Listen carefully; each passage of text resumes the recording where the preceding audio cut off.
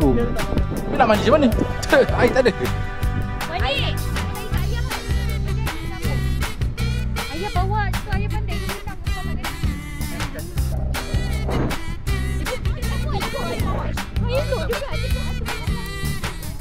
Sekejap, panggil Along lah.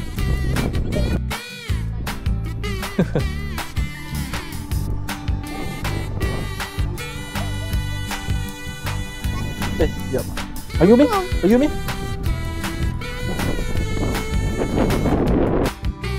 Nak pakai kasut? Tak nak? Tak payah, tak apa, tak boleh situ. Tak payah. Nak abang nak pelampung ke? Tu dalam Lightning McQueen. Nak bawa? Ya, ambil.